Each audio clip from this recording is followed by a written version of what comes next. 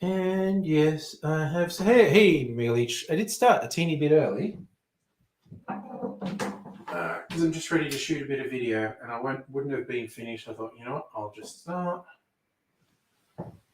and we'll see how it goes. And I'm gonna make a video for my tie day.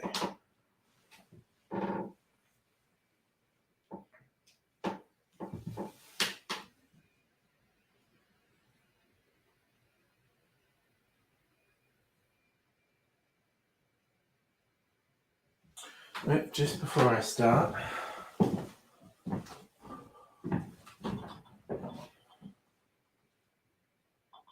what am I doing? Chrome. Come on, I'm going to bring this up. My tie. Trade it.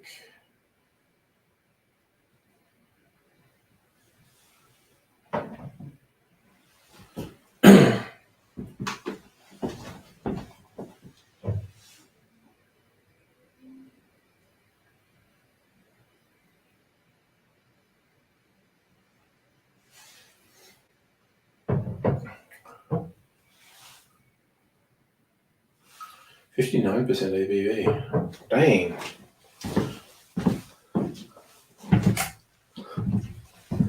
And hello, Strictly Sega.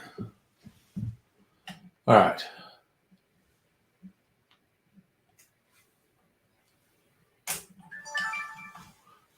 That happening. This is not really happening. All right. I got gas. It's from eating the pizza for dinner. All right. Got to talk about a Mai Tai.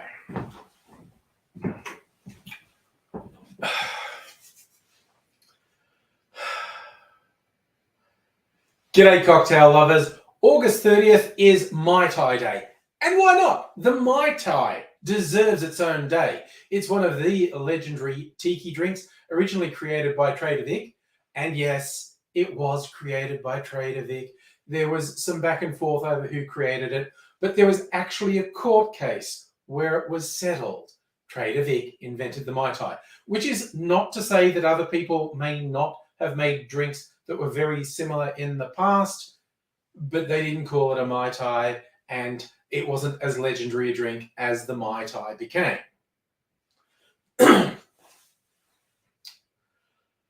Of course, the weird thing about Mai Tais is it's Forrest Gump time. Life's like a Mai Tai. You never know what you're going to get. Because you don't. Different bars will sell things they call Mai Tais, and who the hell knows what they're putting in them. Sometimes the bar staff are getting quite creative, staying true to that spirit of the original Mai Tai, but throwing their creativity in. Sometimes they're throwing any old crap in a glass and saying, that's a Mai Tai.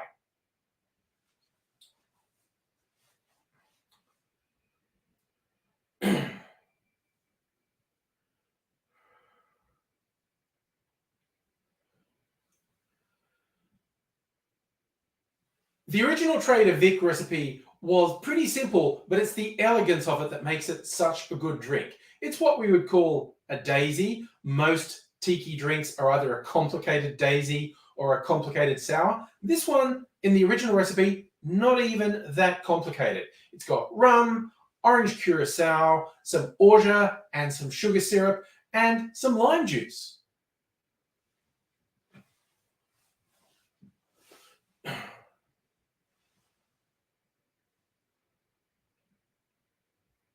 I have nothing against getting creative using that as your base. In fact, That's what I'm going to do for Mai Tai Day. I'm going to make one, or my version of one, with all Australian ingredients.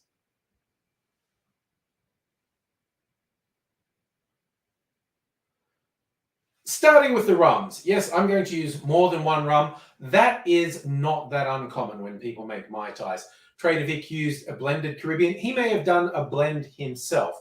I'm going to do a blend of two that have different sorts of character. This is from a distillery that's relatively close to me, less than an hour's drive, Killick. They call this silver. This is their cask strength, or do you call it Navy strength?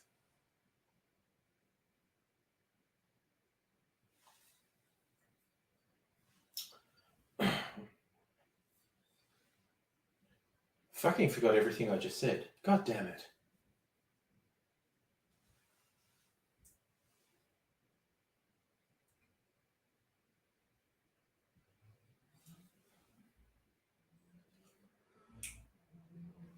Noisy car going past. Dickhead boy racer.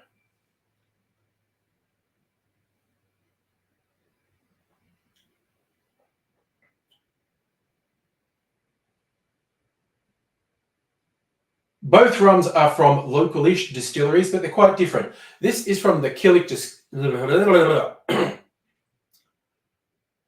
Both rums are from local-ish distilleries. This one's from the Killick distillery. They're silver, and this is 59% ABV, high ester. Basically, they're very into that funkiness that the Caribbean rums are renowned for, and so they say they go for the hogo. And this has got those really aromatics.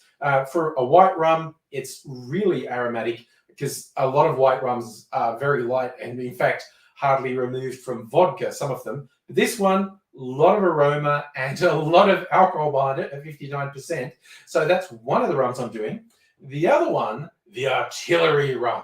Now, this is actually based around, this is imported Caribbean rum, but then it's finished in Oloroso sherry barrels here in Australia. So it's got the Caribbean vibe and it's got some local flavor as well. I'm going to split between these two.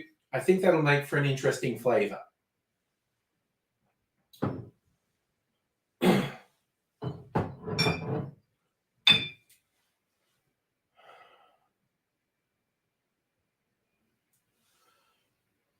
For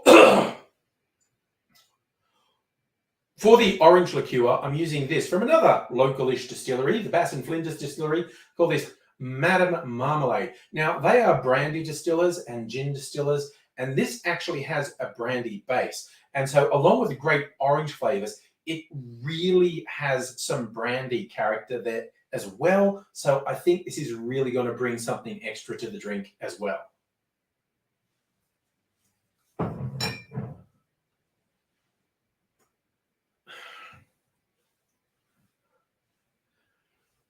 This will be my biggest divergence from Trader Vic's recipe. I'm not going to use orgeat. I'm going to use this liqueur. It's a barrel-aged macadamia liqueur.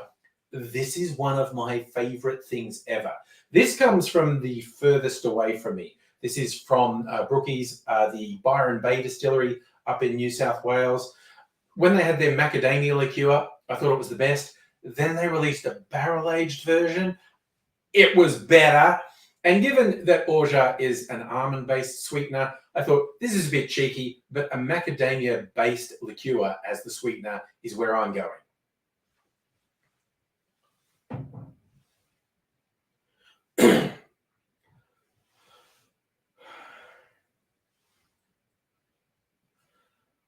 I am going to add a little sugar syrup as well. This brown sugar syrup I've made,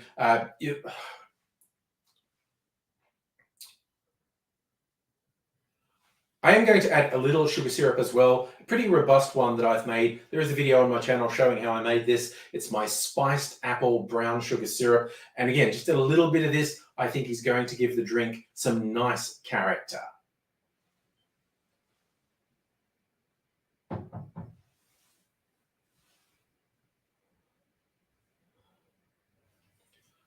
Along with some lime juice, that's what's going in the drink. Here's how I'm making it. Und now we pause this. We reset. We reset the stage. Hey, Luke, by the way. We reset the stage. And I'm going to make this sucker.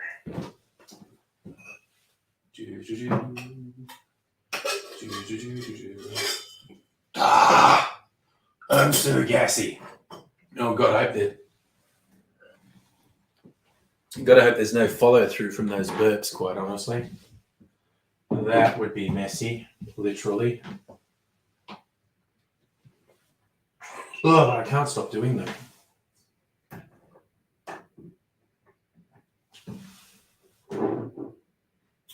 All right, that's ready. Let's go. Okay, starting off, 1 ounce of the white rum.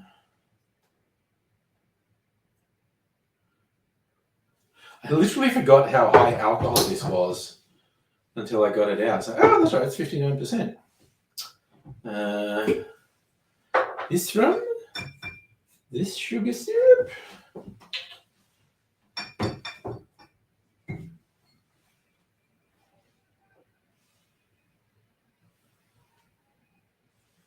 All right, this sugar syrup. Okay. Okay. Deeper and down. Let's just miss that.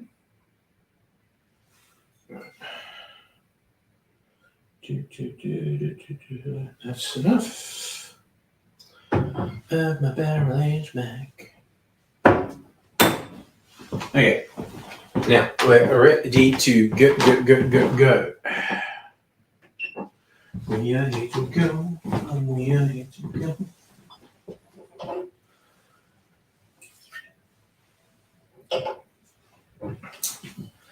This out.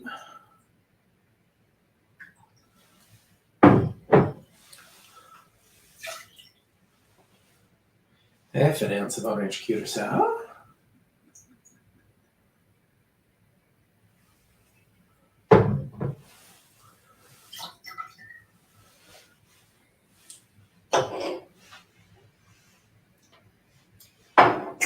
Lime juice.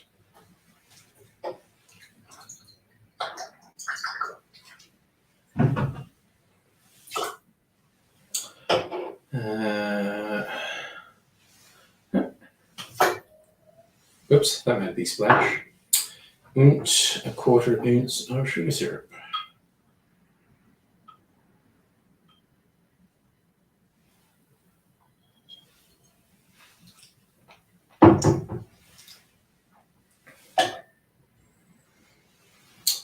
Okie doke.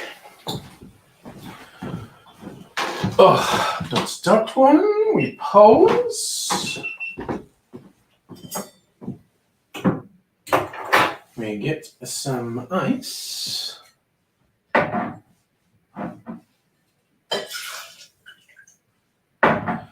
that in there.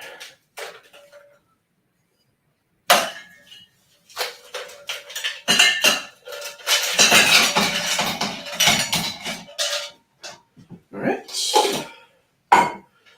Let's do that. Save that. Do that. Seal all the bottles up while I think of it.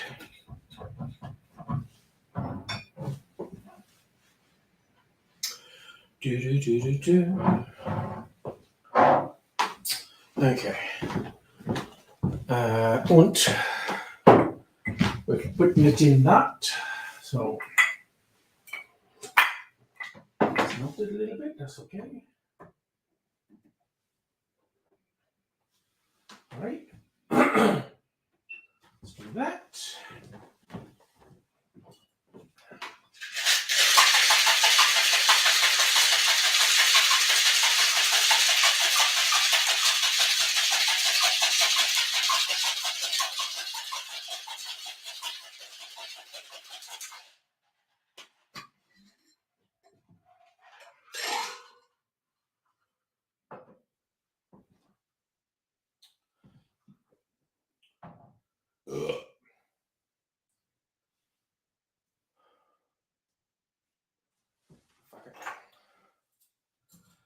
forgot to skew for the cherry.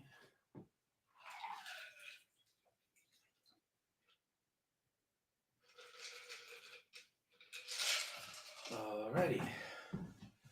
Switch that off.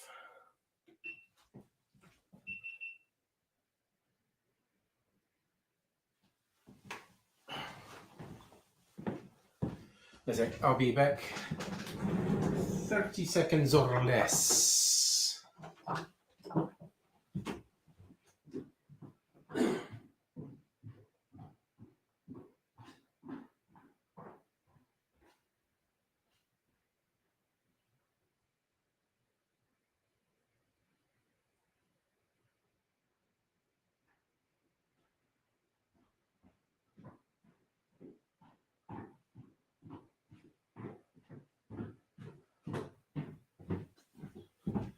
I'm back. Very quickly, like I promised. Okay. Now. Fucking ass always falls off and makes noise and annoys the shit out of me.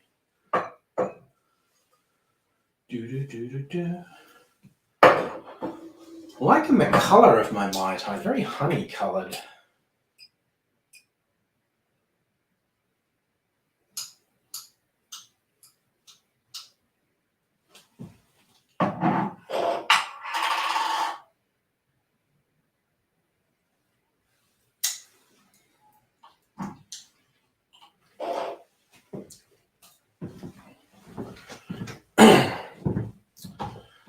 Okay, let's do.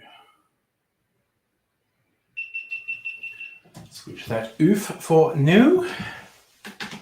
Und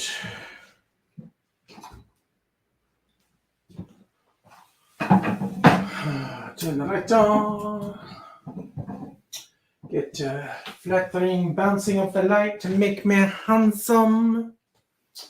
And now I will do the rest of it. Oh, wait. Probably want to turn this camera on if I'm going to do some more video. It's only take another minute or two.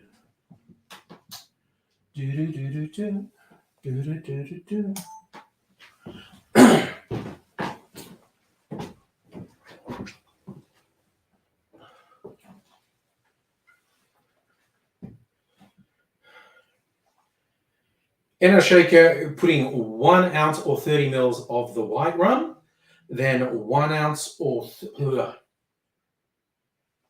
in a shaker, putting 1 ounce or 30 mils of the white rum, then 1 ounce or 30 mils of the Caribbean rum. Then I'm doing half an ounce or 15 mils of the orange liqueur, 3/4 of an ounce, about 22.5 mils of lime juice. Then I'm doing about 1/3 of an ounce or 10 mils of my macadamia liqueur, and 1/4 of an ounce, maybe 7.5 mils of the sugar syrup. Add ice to the shaker, shake that good and hard for 10 or 15 seconds to chill and dilute the drink, and then strain that into a rocks glass over a big chunk of ice.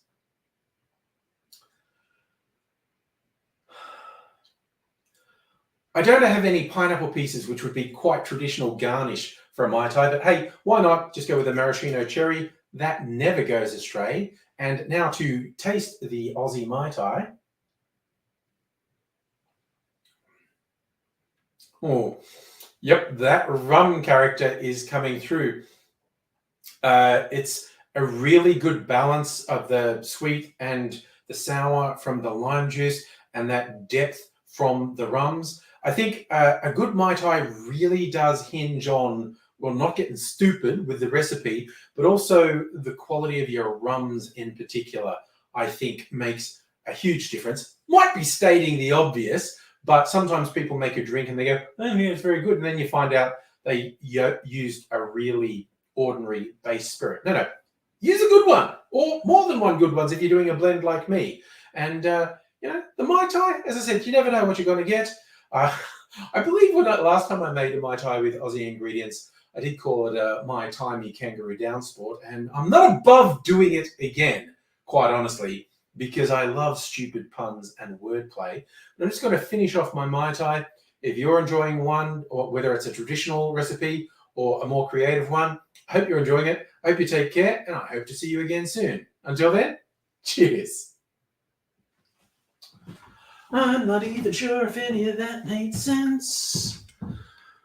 But I need to sit fucking down for a while.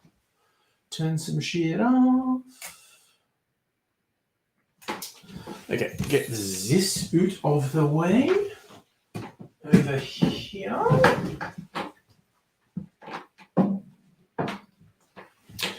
Do.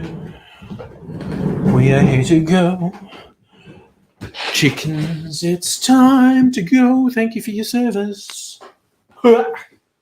And the chickens are no longer in charge. So I should get rid of the banner. All right. Oh my God. I'm also probably going to be doing disgusting burps all night. Oh, good Lord. What an animal. What an animal. Can't take me anywhere.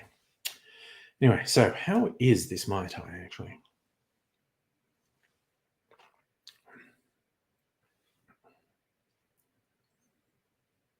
It's not bad. Definitely not my favorite drink, but you know, variety is the spice of life. Hey, Justin, how you doing? I also just thought, very non-traditional, but for me, because I'm special and I deserve it, I put an orange peel in there too. That last little bit. There's my orange. Oh my God, it's just a nightmare. Like I didn't put the lid back on the jar of cherries. I could just see myself knocking it off. Cherries and syrup everywhere. It'd be a gross mess to clean up, and I would be very frustrated at the waste of cherries because they ain't cheap. And they are among my favorite things, so I don't want to waste them. Anyway.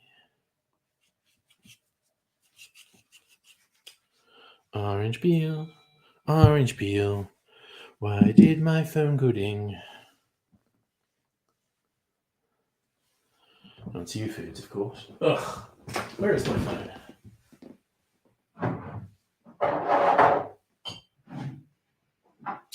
All right.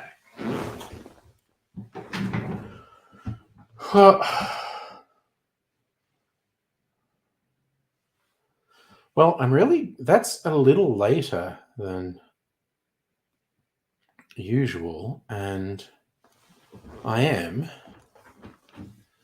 really glad it didn't do that when I was trying to make the video. That would have annoyed me. Had a psych appointment today. Told me Mum both wrote books about our lives. Sounds like you have interesting stories, Justin. Or is that just therapeutic for yourself? Sounds like you've been telling interesting stories. Oh God, I was wondering why is it so light? Because I haven't turned this on. I like the light to be a bit more gentle when I'm not shooting the video. There we go. That's a bit more like it. That's a bit more friendly, the light now. Yeah, give me soda water glass ready. Got my Mai Tai. It's hard to say my Mai Tai. Sounds like you got a speech impediment.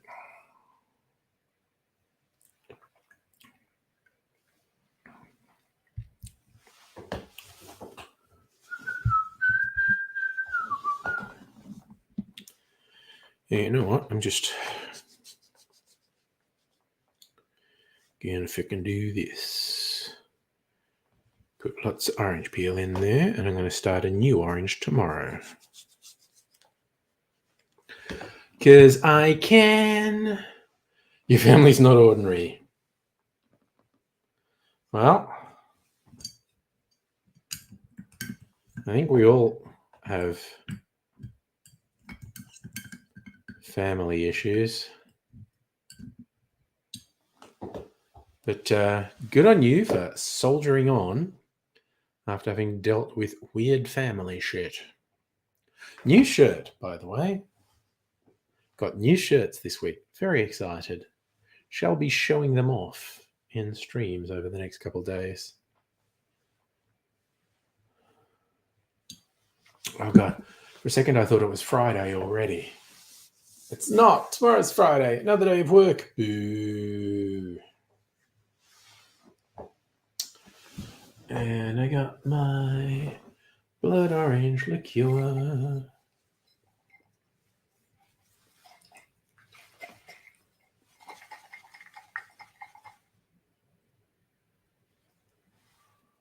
Might even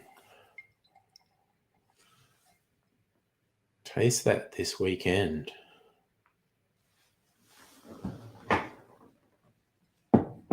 See if it's had enough, as it were, steeping in those flavors. Strain it out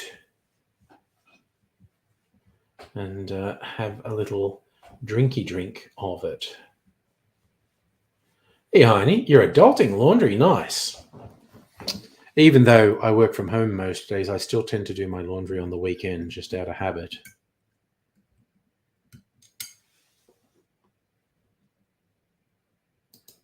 Autistic, ADHD, cerebral palsy, and gay. Yeah, you're getting into AIDSy territory, Justin. Just quietly, you know. But, you know, we are the divergent bunch. So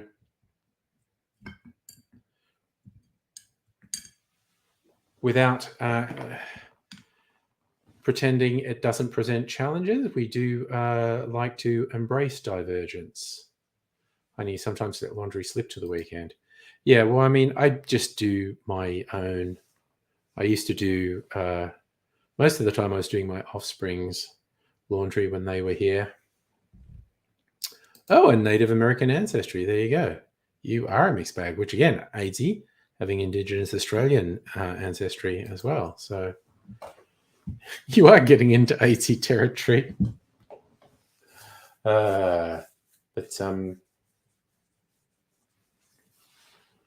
Yes, we embrace the divergence. Mm. Mm. That just almost tastes pineapple-y now. There's no pineapple in it. It's okay. I think it's not really my type of drink. Should you be the new AIDSy? Dude, you don't want to be the new AIDSy. Spend half your life in hospital. You should just be the Justin.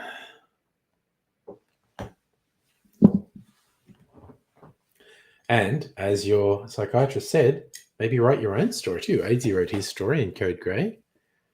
It sounds like you've got some stories to tell. So many stories. A lot of stories in the big city. This is one of them.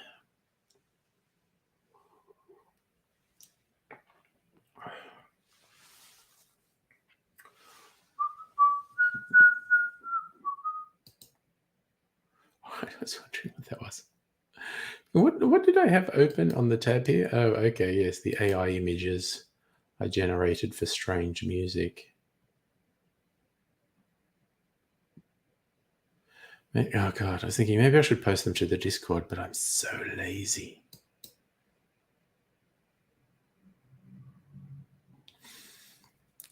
Actually, that's an excellent question, Heine. And you don't, again, given this is about family, Justin, you don't actually need to answer. It's if it's a thing you want to discuss, but if you want to discuss, I think that is an interesting one. You and your mum have your own stories. Yeah, how are you getting on together?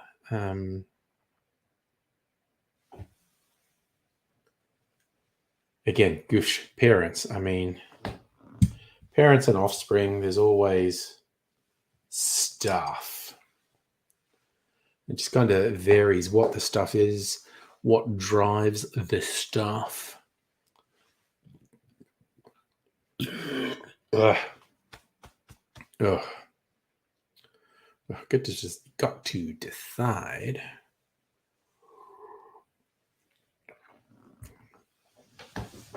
If I'm going to make another cocktail tonight, because I'm actually fairly ahead. But I might make one more tonight.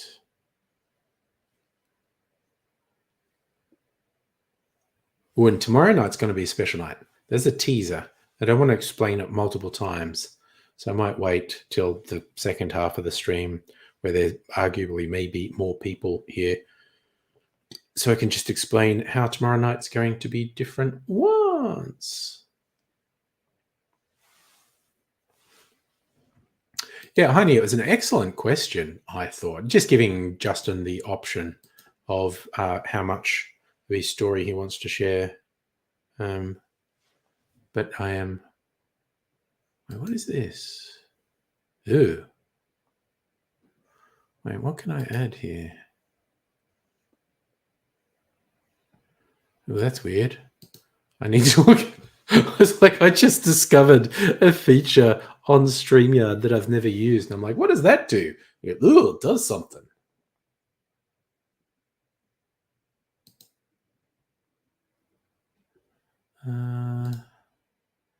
Can do a dynamic camera grid, have a camera slot and a media slot. Fancy that.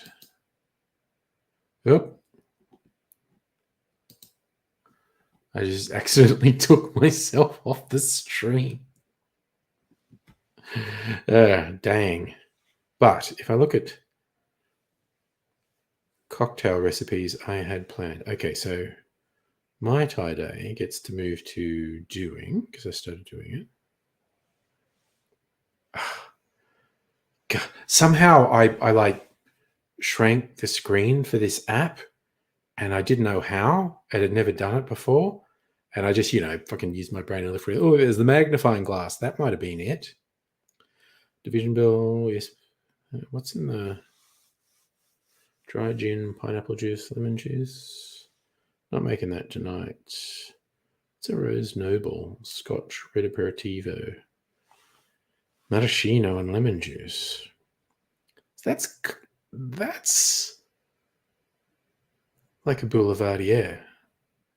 A Scotch Boulevardier. A Darb. Literally a cocktail, which I think is from the early 20th century, is just called the Darb. D-A-R-B.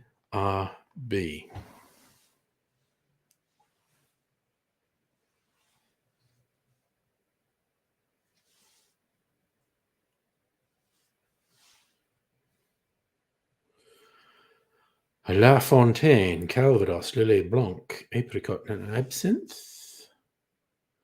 Constantine, dry gin, sweet vermouth, maraschino liqueur, dash of absinthe.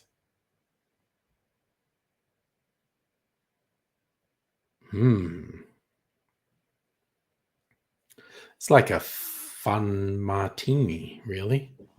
Sweetened up the martini. And I did bring out the vermouth. Was it because I had that one in mind? What's Mi Amaro? Tequila, Amaro Montenegro, sweet vermouth, and elderflower.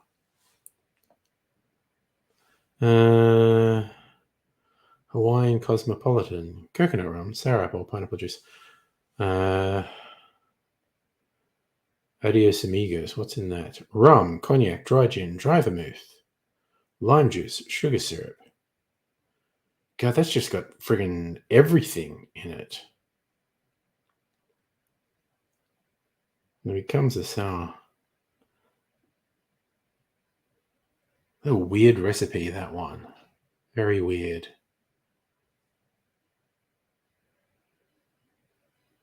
Already made one rum. I don't think I might want to make another rum one. The chocolate whiskey stinger. Whiskey, white creme de cacao, and crème de menthe.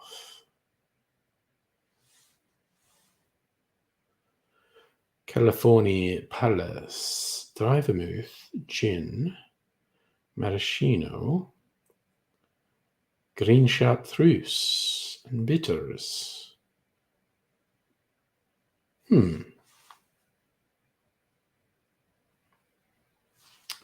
So yeah, I noted all these because they all sounded interesting. I want to make one. Across the Pacific. What's across the Pacific? Rum, Amaro. I already decided I want to make another rum one tonight. One Last Midnight. Rum. Sweet Vermouth, Punta Mez, and peated Scotch rinse.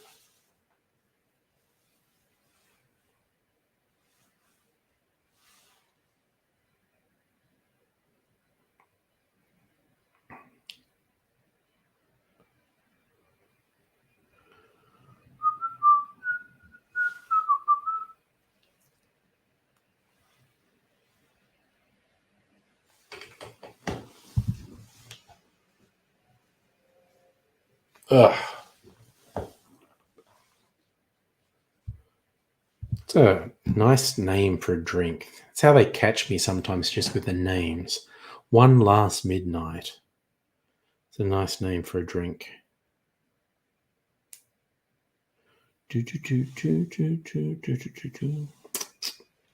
Adios Amigos, maybe. No, wait, no. That's rum. Mi Amaro.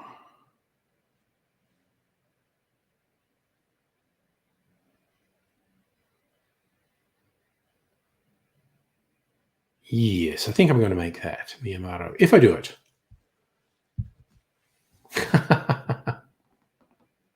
Dr. Abigail, the new AZ. Well, as you say, there's only one AZ, and I don't think anyone wants it any other way. We should all be our own people. But, you know, this is a divergent bunch. Something.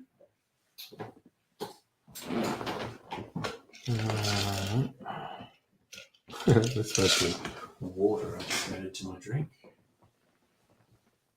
That's a little bit.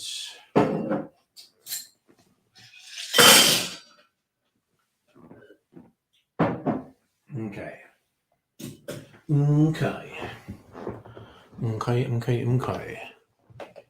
Oh my god. Is moving your laser disc, is that a storage thing or a presentation thing? You're putting them in a different part of your house? I bet you're glad they're done. I've been thinking of rearranging my discs, DVDs and Blu-rays, because I used to have them in genre alphabetical order. Like it'd be a shelf that will be a particular genre, and they'd be in alphabetical order. And I moved them all a while back, and because I haven't fucking touched a physical disc in a while. But I'm thinking it's just been sort of niggling at me, and I think I want to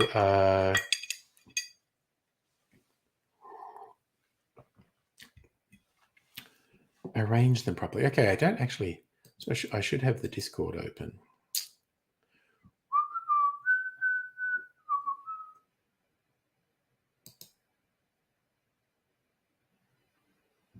Okie dokie, here we go. Discordia.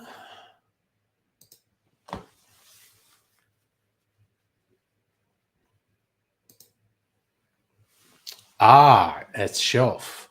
Oh, okay.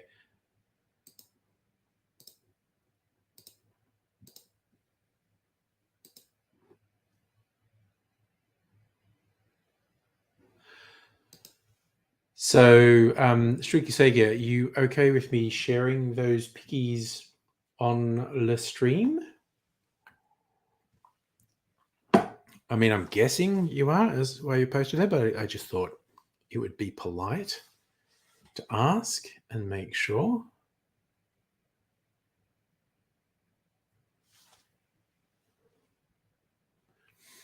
So, okay, this is the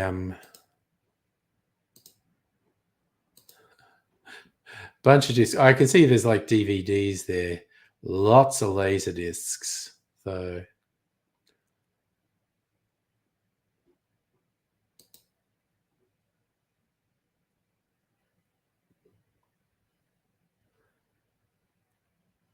lots of laser discs there.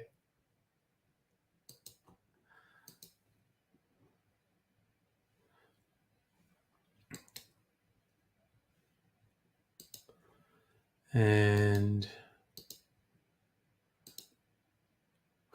with person for scale.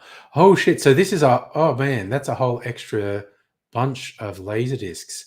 Oh holy shit, that is a lot of laser discs. God damn, that's incredible. Hey Sava, by the way. Takeaway was good. We had burgers. It's nice.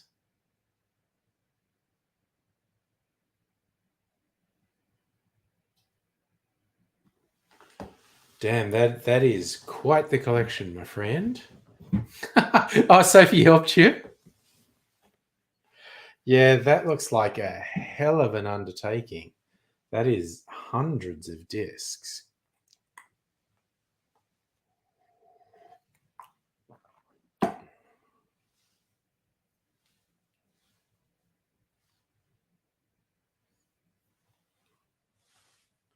Yeah, see, Safa, that's kind of my thing too. I say, well, I've got all this physical media that I don't really watch now. I watch streaming things.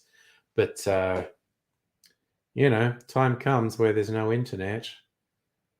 Still have entertainment.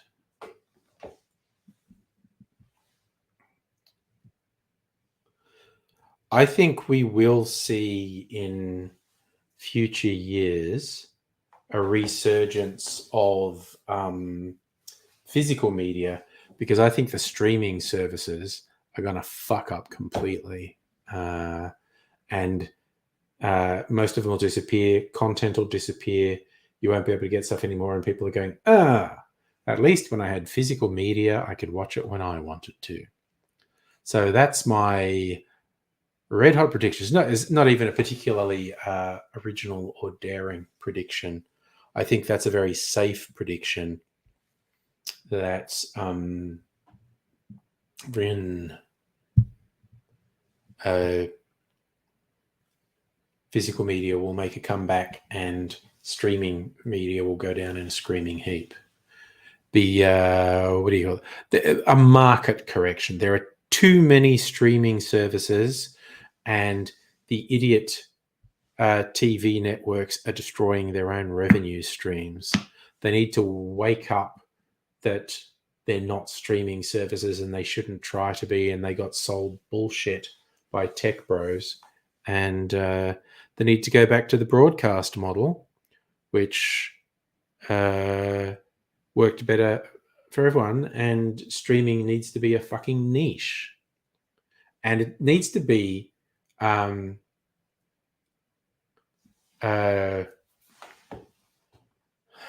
mostly ultra. So I've certainly got no problem with, Netflix started making original content, and you've got the vanity streaming services of rich guys, Disney and Prime, and I suppose Apple TV as well. If bored rich guys want to feel good by paying to have prestige shows made, go for it. But it's basically better than for everyone if there is a significant reversion back to the old broadcast model and physical media. It's just like, Netflix was successful. So every fuckwit thought they could start a streaming service and be successful. And it's like, no, we now have market oversaturation and everything's fucking up and you're losing money and it's stupid and you're starting to piss people off. So, God damn, that we need a market correction is what I'm saying. Safi asked, how many cocktails? I just had one, a Mai Tai. Thinking of making another one. Well, I'm going to have another drink. It's a question of, am I going to make another beer? Maybe make another beer, a short one. Mi Amaro.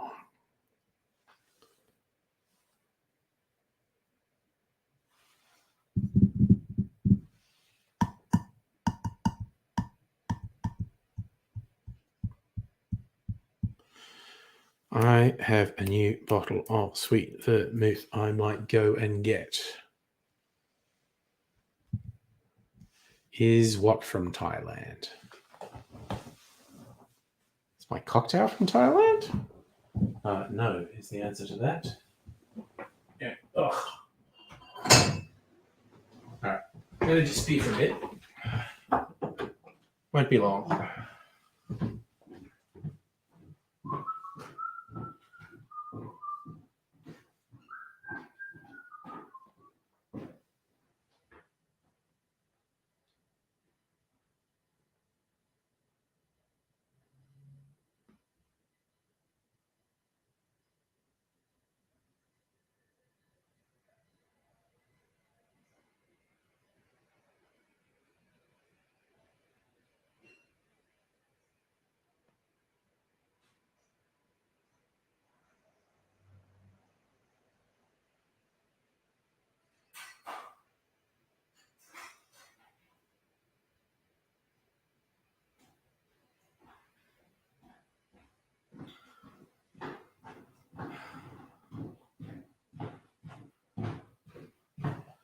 And I'm back. Okay, this two things. This sweet vermouth actually needs a corkscrew to open it. Oh, Mai Tai. It's Maitay. Oh god, my brain just went completely blank. What language? It's a Pacific language, not Thailand though.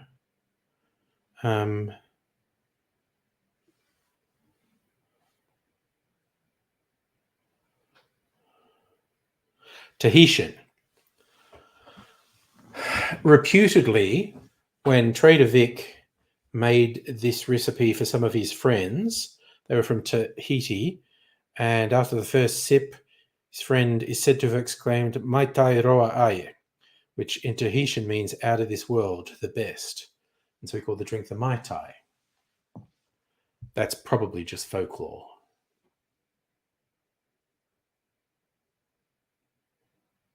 Oh, nice. Heine, you're a Blu-ray specialist. I probably am the opposite, mostly DVDs and some Blu-rays.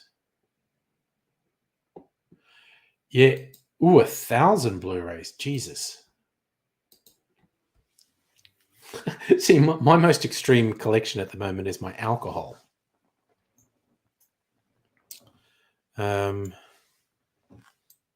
Right, actually, I'm going to clean up what I was doing, put some bottles away, and get some other bottles out. I'm going to make this other video just for something to do. Okay, so rum go back. Rum go back.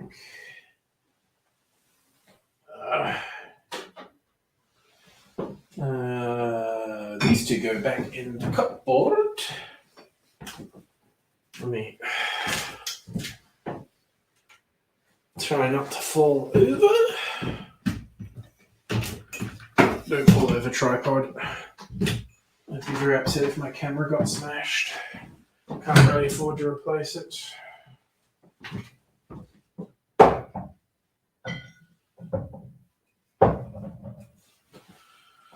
Alrighty.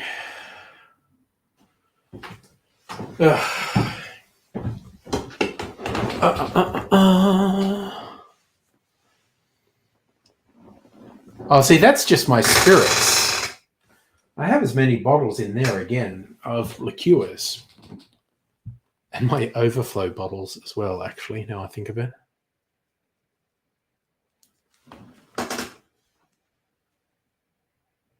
Yes, I enjoy the alcohol collection. You enjoy the movie collection.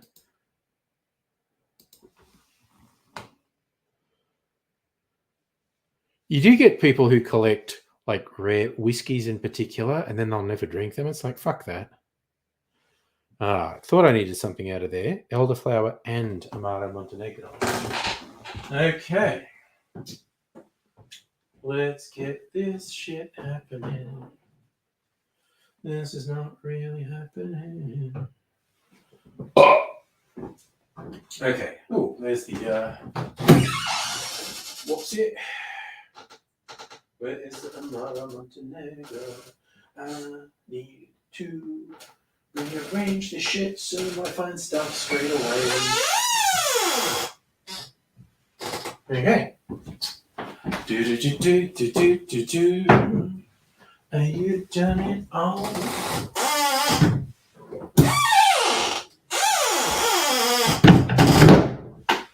God, I went on such a buying binge recently with booze bottles. I actually won a little battle with myself to not buy another one today. It's on good special at Dan's, and I was really intrigued, but I was like, nah, come on, calm the fuck down, son. You've been buying too much lately. Reposado tequila. Which one is my Reposado tequila? Reposado tequila. Okie dokie karaoke.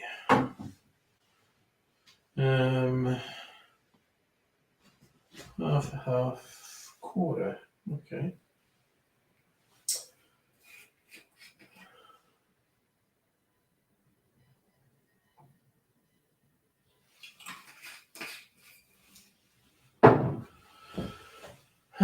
Okay, let's set some shit up. Oh, I suppose. Okay. Now I'm going to take this cork out. God damn it. Sticky patch there. I need to get a cloth. Yes. I've gone through phases. I am a collector of things. I collected comics for a long time. I still get some comics, but I was like seriously collecting comics for a while. Collected vinyl for a while back in the day. Collected DVDs for a while. And now I collect booze.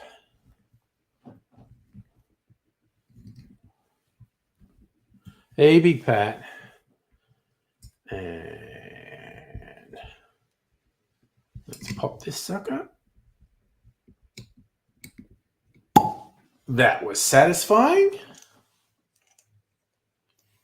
Now I can't put this cork back in because it expands. So I hopefully find one of my many stoppers out there from old bottles. I keep a lot of stoppers. And that will stop that up. I did have one that worked in the past. Oh, is it Ukraine Independence Day? Well, that's good. I'm doing well, Pat. Hope you're doing well. Oh, man, I forgot to take a picture for my Mai Tai. Too fucking late now.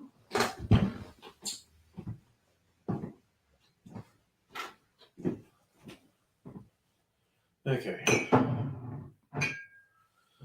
Let's get ready. Get ready. Here I come now. Get ready, 'cause here I come now. Never met a man who made me feel the way you do. It's alright. Right, I'm just going, wait, what volume is this? Yeah, I'm going to put this in a Nick and Nora. Okay, time to get shit ready. Now I can put the chickens in charge. Your birthday this Tuesday, Big Pat? But did you put a fake birthday in?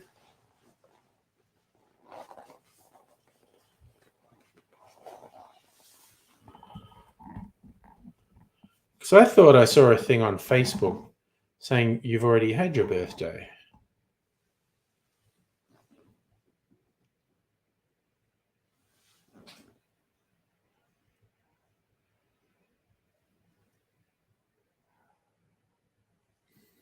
Oh, Justin, people who don't know me and don't know anything about alcohol see the collection and go, you must be an alcoholic. And as I've said it on the stream a lot, no, alcoholics don't have collections. Alcoholics have empty bottles, not full bottles. And an alcoholic couldn't bear to have all these bottles of alcohol around and not drink them.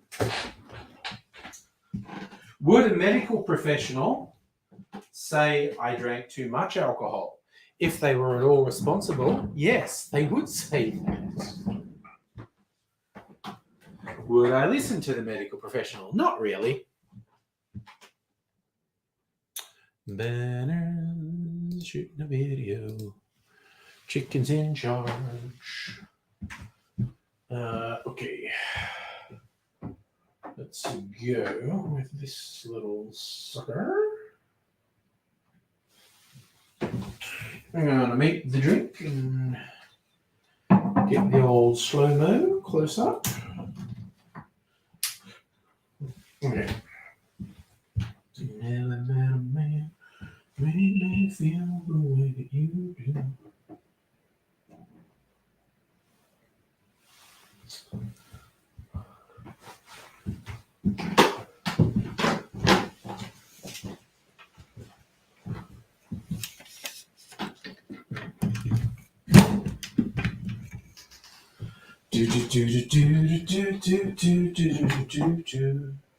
Okay, it's just ready to go.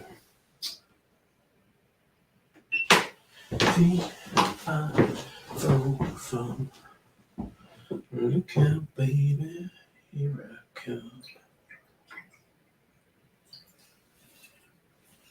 Like a saddle.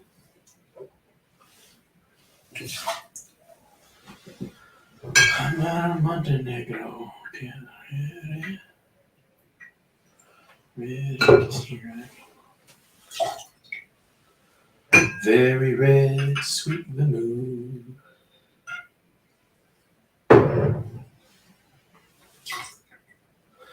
I love how red that sweet vermouth is. And Central Man. And that's that.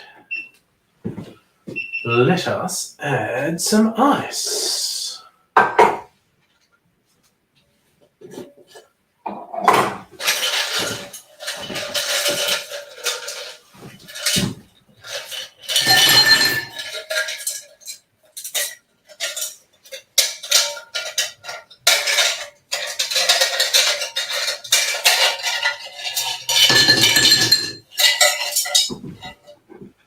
All right.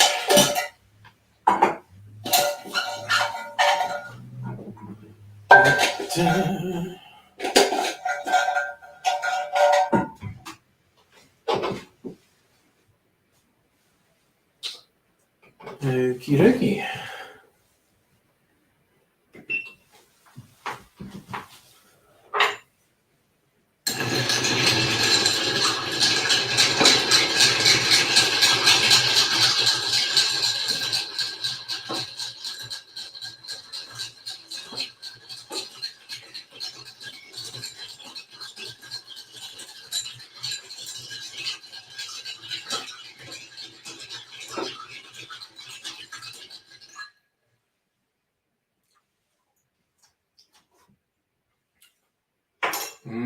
Oof.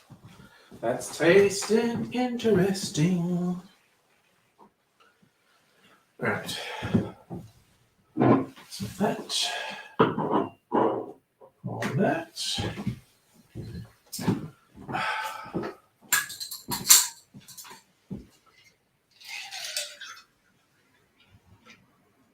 Ooh, that looks great.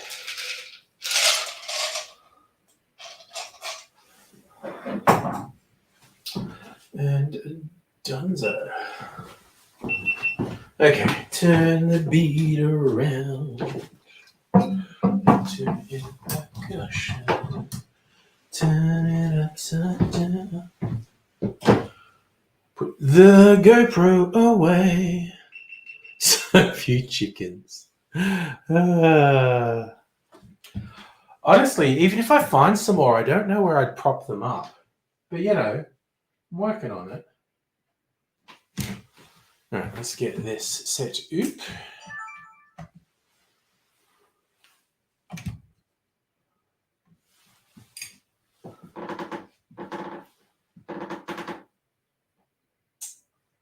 know what?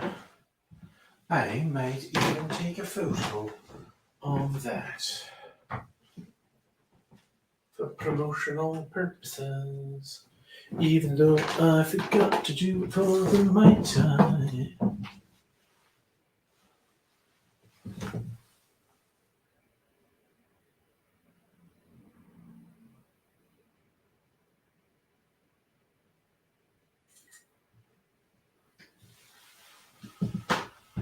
Right.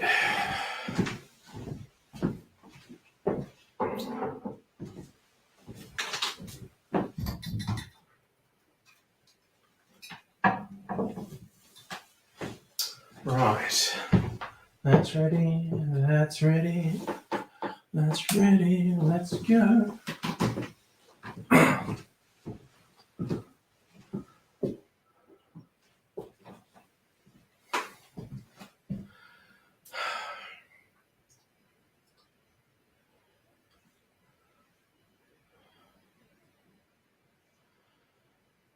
G'day, cocktail lovers. This attractive looking drink is a tequila-based sipper called Mi Amaro. Love the name. It's like halfway between my love and my Amaro. I saw this on Steve the Bartender's cocktail group on Facebook and I had to try it. But taste-wise,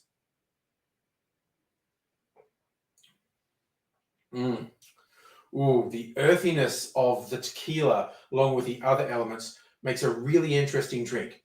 Here's how you make it. In a mixing glass, put 2 ounces or 60 mils of Reposado tequila, then half an ounce or 15 mils of Amaro Montenegro, and half an ounce or 15 mils of sweet vermouth, and finally, a quarter of an ounce, about 7.5 mils of elderflower liqueur. Add ice to the glass, stir that for 20 to 25 seconds to chill and dilute the drink, and then strain it into a chilled Nick and Nora glass.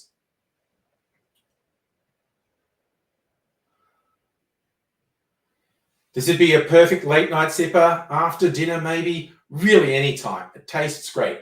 Give it a go. Mi Amaro. Fuck you and you're making noises. You're so lucky I have just finished talking. You piece of shit. Okay, now I'm going to switch everything off and just sit down. Sit down, laddie. That's all. Oh shit, I'm going to put the lid on these bottles before I forget. Tequila. Amaro. Oops, and I need to remember to do this. Actually, I should maybe run out and get a couple stoppers now and try a few of them. I might do that. Just for a few, be gone for less than 30 seconds. I don't want to spill it, I don't want it to oxidize. Right. Give me 30 seconds, I'll be back.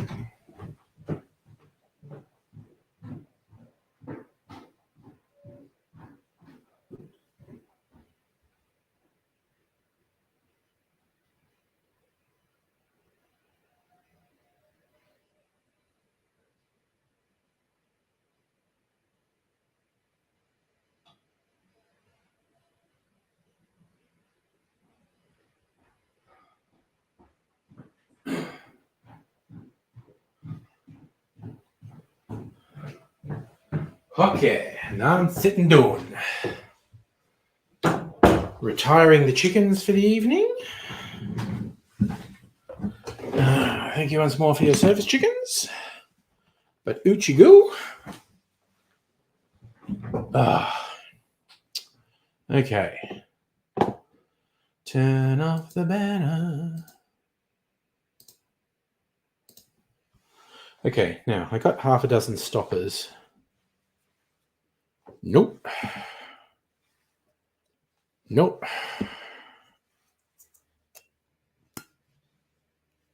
Not bad. Nope.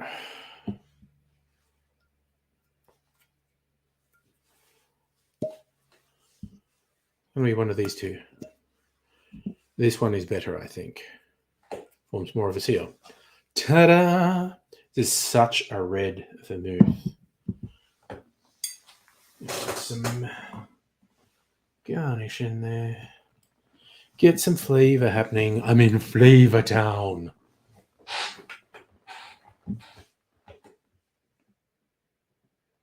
Oh, God. I can't watch that show, Safa. Pandering to politicians. It just makes me want to set fire to the people involved. Is this just this centrist idea like, yeah, we should Just be nice to all politicians and humanize them. Dutton's a fucking monster.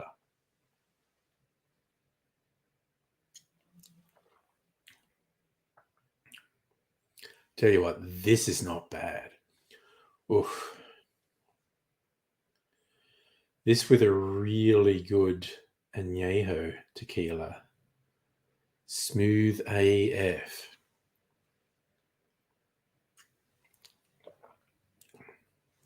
Oh, fucking yum.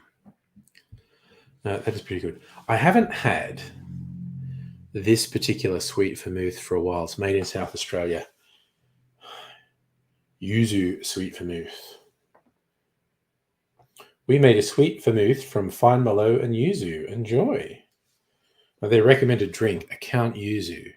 45 mils of Unico yuzu, topped with yuzu soda, garnished with rosemary sprig.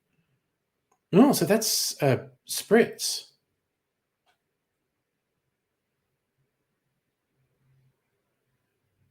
Fuck it, I might make that. I got some yuzu soda.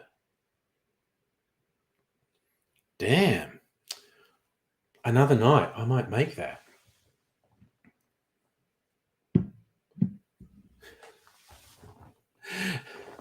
See, I'm sure. Okay, I think Pat's telling us the truth now. I don't know how many Facebook profiles you've ever set up, Pat, and what birthday put on, because there was a stream the other night where you weren't here. I actually titled it, rumor has it, a certain well-known assassin might be their birthday. How many days ago was that?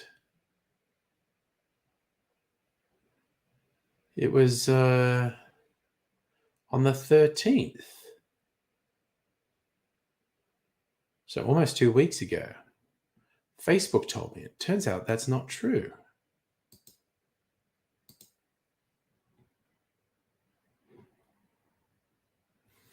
Do.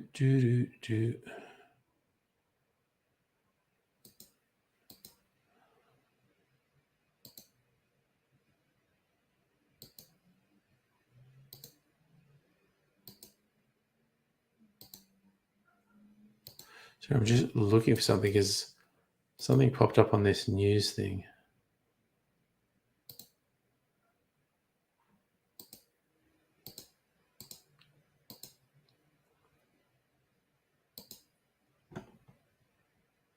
No, oh, I see.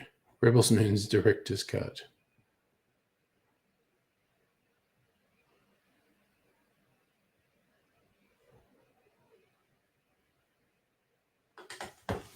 Oh yeah, did anyone see a trailer for the Zack Snyder film that's going up on Netflix in 2 parts called Rebel Moon? Fucking looks good. Well, micro. Weird is in the eye of the beholder. Like me, I embrace weird. The guy who came up with the idea of Weird Music Day, he just does the sort of music I like. I mean, I was trying to think what's of my music collection, what's the stuff that most people are likely to agree is weird? Probably the various Fetus releases that I have on vinyl. Scraping Fetus off the wheel. You've Got Fetus on Your Breath. The Fetus All Nude Review. So it is not date night on Saturday. So all things being equal, I will stream on Saturday. You know, asterisk next to that. Something could happen, but there's the whole thing. Also, by the way, Micro, hi. I was just very cavalier with saying hello to you. I feel like I haven't seen you for ages, and I hope you're doing okay.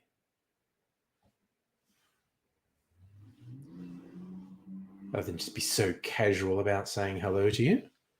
It's a bit of an event saying hello to you.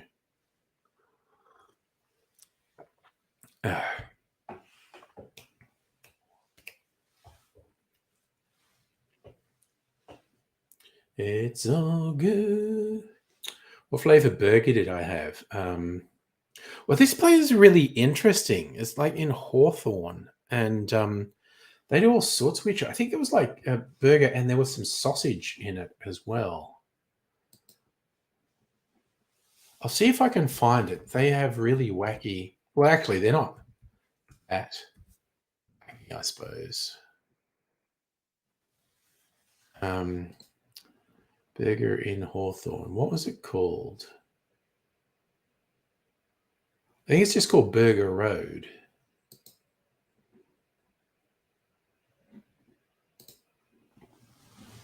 I think they're a small franchise, though I'd never heard of them till recently. But like, okay, and they give wacky names. They're what the fuck? Burgers, beef burgers, chicken burger. So their basic one, the Station Street burger, burger, cheese, tomato sauce, mustard, pickle, Mooyalicious burger, Swiss cheese, grilled mushrooms, jalapenos, onion relish, Kewpie mayo, hickory barbecue sauce. The Sheriff burger, beef patty, Swiss cheese, chili cheese, Kransky, bacon, jalapenos, black truffle mayo, and hickory barbecue sauce. I think that's what I had without jalapenos. So yeah, the Kransky sausage was in there.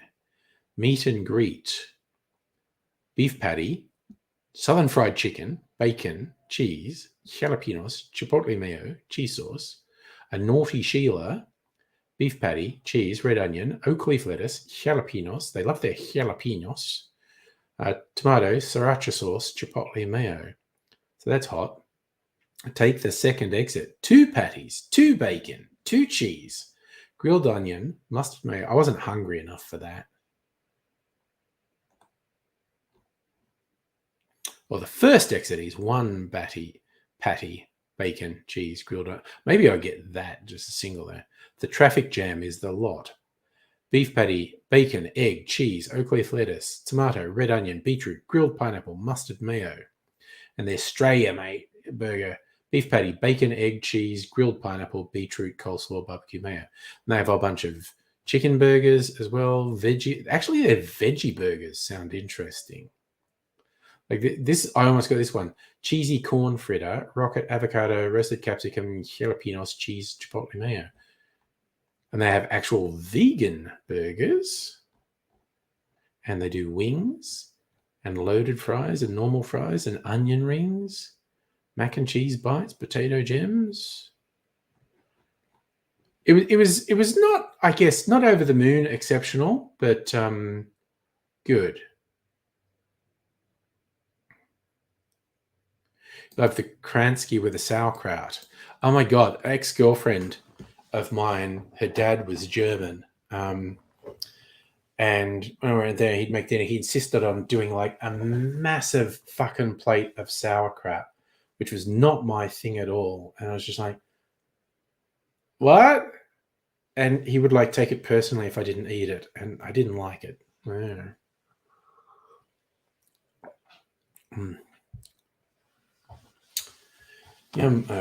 Man, I miss this sweet vermouth. It's really good.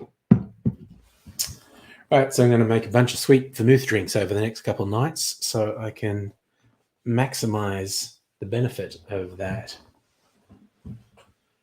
Hot damn! I'm going to make that spritz that's on the label.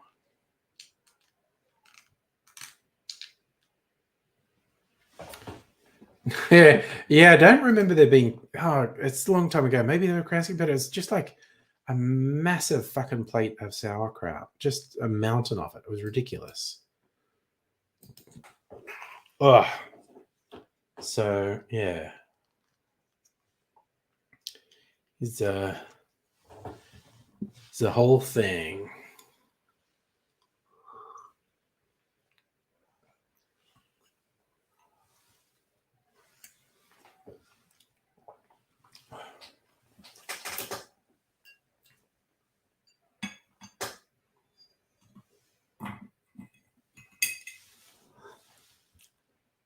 Oh, dang. And I made a pizza for my dinner tonight. And that was good too. Oh.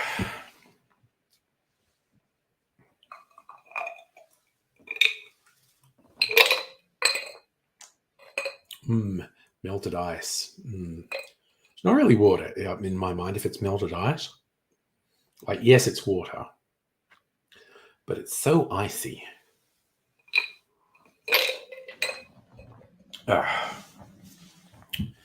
It's a whole thing. The trick, I used to go to Queen Vic Market. Always religiously get spicy Kransky rolls, sauerkraut, and mustard. See, that would not have appealed to me. You've sort of knocked me out on three fronts: spicy, mustard, and honestly, sauerkraut. I could probably deal with a little bit of sauerkraut on a roll with a Kransky and whatnot, but I'm not a mustard person. I'm not a spicy person. Despite appearances to the contrary. He said, trying to suggest he's spicy. But, we all like it. I do not like spicy. I like a little bit of spice, but when I get Indian food or Mexican food, I'm always like, how hot is this? Is there a mild version? And I definitely mean white person version of mild.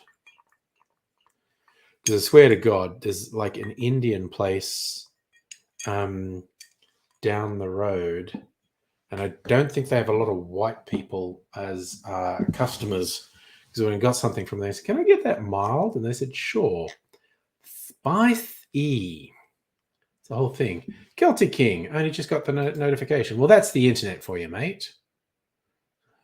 No, I do not like white man spicy. I like white man mild. We let's talk about my predilection for mayonnaise. See, I don't even like the term white man spicy. I wanted white man mild. I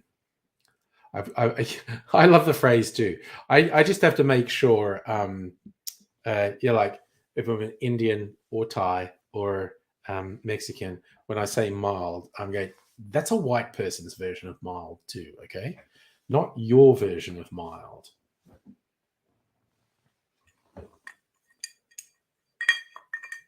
Tolerance levels are different.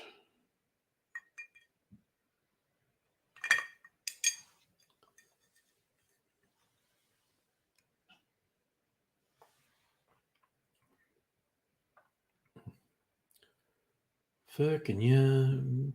I love clarified cocktails.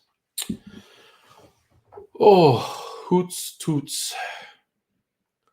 Hawkeye the New. Goodies fans might recognize that. Their version of how Scottish people talk. And I will wager, not accurate.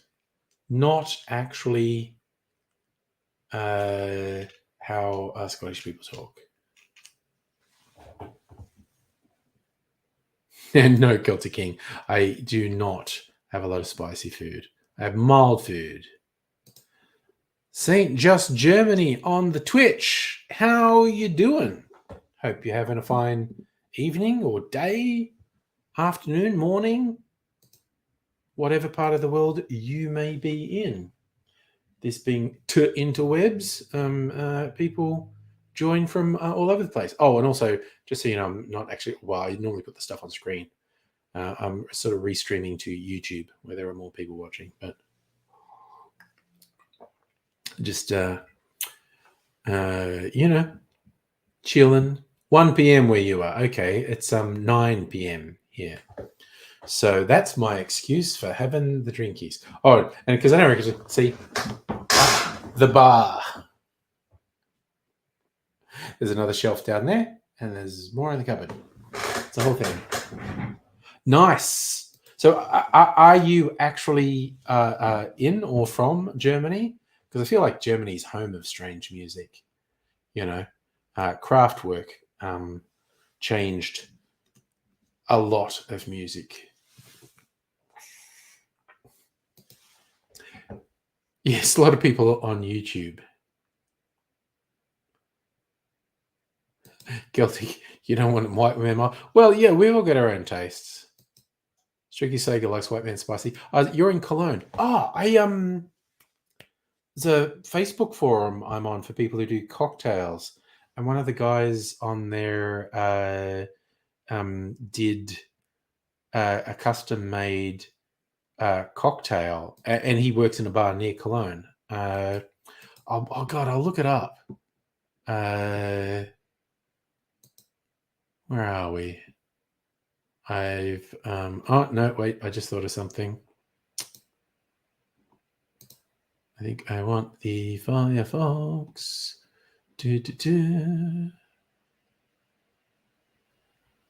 Yes. Okay. So my videos. I got to go back a couple to remember this. This is word. Amaro, Manowar, calling Mexico. Milk clarification.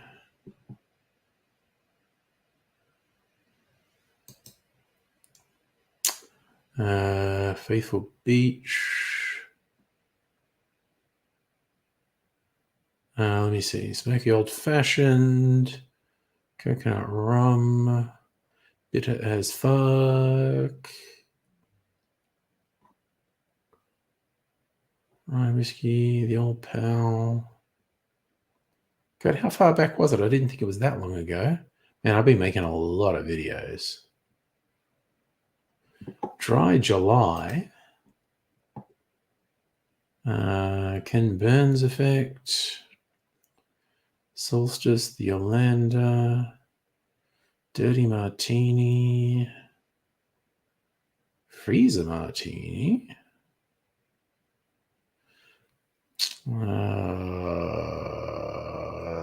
Sergey. Man, why? This is further back than I thought it was. This is just like, God damn it. Bloody Mary. Low ABV. Gin Old Fashioned. Here it is. Okay.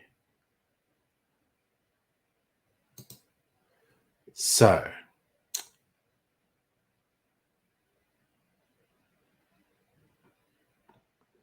Oh, God, what? I didn't even write it down. God damn it. It's a chartreuse thing anyway. God, after all that, I'm a goddamn idiot. And it wasn't there. Anyway, it was a cologne cocktail. Eskimo Callboy, a German. Really weird. Nice. I've not been to Germany. I would love to be there. I have a few internet friends from Germany, and it does sound good. Oh, okay. I just realized might be now I'm just kind of obsessed with finding it.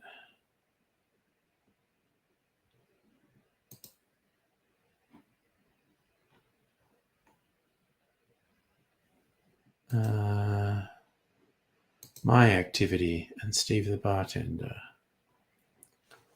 Okay, so I have to go back a ways. Okay, this is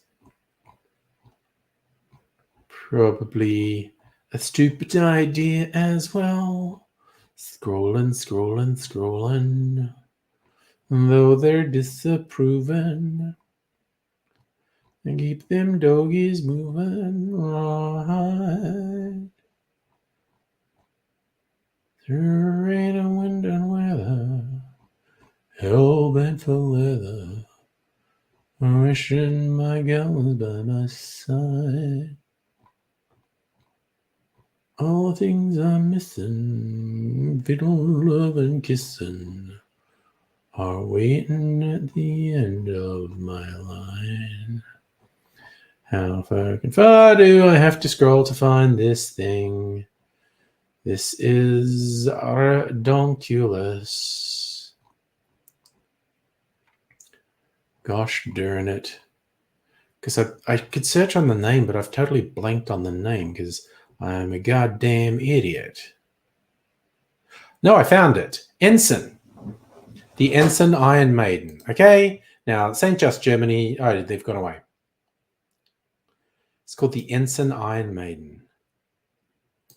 No, drama. FusiTube. What's going on? I am so outside of everything on YouTube these days. There was a time I would have been down with the drama. Might have even been involved in the drama.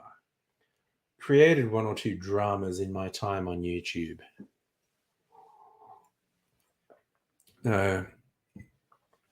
Look it up. Okay. Well, fuck it. Yeah, let's look it up. FusiTube. What comes up?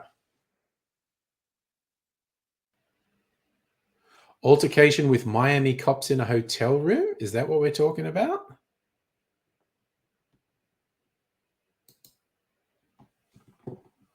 YouTube provocateur called the police on himself. Oh, I remember this asshole has done a lot of fake videos. It's like, oh, I'm pranking, and they were scripted and fake and fuck him. Pushing right-wing bullshit.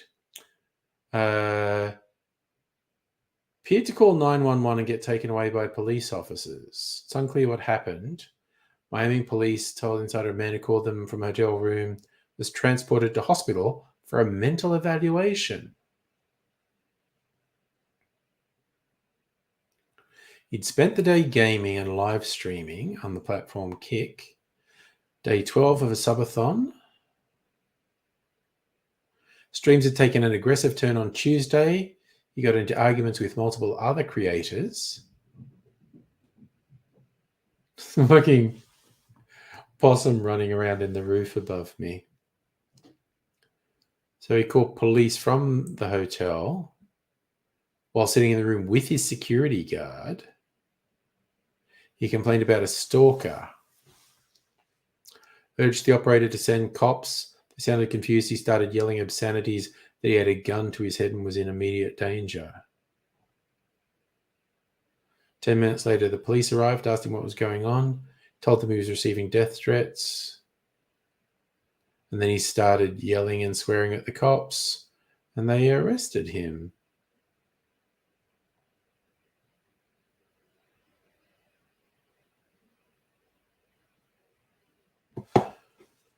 Like it's all a bit much for him, honestly.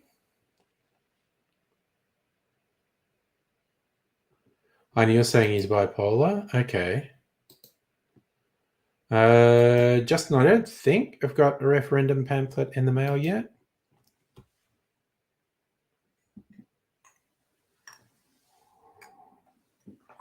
I normally notice pamphlets and whatnot in the mail. I haven't seen one. Other day he was walking down the middle of the freeway. Yeah, it gets difficult sometimes with these people who do the attention-seeking shit. If they're doing something just attention-seeking or if they have a genuine problem. Very complicated. I'm thinking of being responsible because tomorrow night might sort of go off the hook. I actually have a couple of YouTube pals coming to my house tomorrow night to record some videos and hang out on the stream. Alex and Amaris. They have actually been in videos on my channel in the deep dark past pre-COVID. And I was just setting up. I was setting up to have them and other people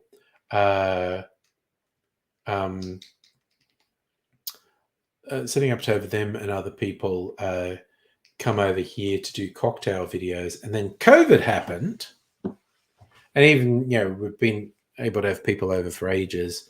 I just never sort of picked up steam. And I know I was just in a Facebook chat with them recently, and I said, "Hey, do you remember how I said to come over and make videos? Is that something you still want to do?" And they said yes. So they're coming over tomorrow night. So I'll have a couple pals here with me for the stream. We record a couple videos. We'll see what happens. But that should be fine. There's probably going to be a bit of drinking involved. I'm just going to say now, probably some more drinking. Strictly saying the whole thing is a bit strange with the pamphlets and whatnot. I don't know. So here's the thing: the way the media, particularly the Murdoch media, have been saying for a while now that the yes vote is not going to succeed, that could blow up in their face because they're untrustworthy, lying scumbags, but they may motivate more people when people say like, oh no, it would be a bad thing for a no vote to get up. It would be quite bad. It would be a serious victory for terrible racist people. I'm not going to pussyfoot about that at all. So it would be bad, but kind of like the Victorian state election, where all the media, not just the Murdoch rags, started pushing you think Dan Andrews is safe, but it's going to be close. He could lose. And, he gets in with an increased majority. It's like it's got to the stage where they just make up shit and lie. Sorry, what did Rottweiler do? Did you... Okay, that seems like a second comment, and it's the first one. Oh, you posted a link. I wouldn't have seen it. There's a song called Nah, Not All Retro. Okay. So that definitely seemed like a second comment, not a first. Apparently, dude, his fucking plane crashed. Jesus Christ, that was a power move from Putin. That is just saying loud and clear, anybody who challenges me, no matter who they are, I'm going to kill them. You've got your own private mercenary army? I don't care. I'm going to kill you. What happens as a repercussion of this remains to be seen, but it's a pretty fucking extreme move on Putin's part to kill that guy. That is a good line, Justin. Giuliano's mugshot. He has the most famous mugshot ever.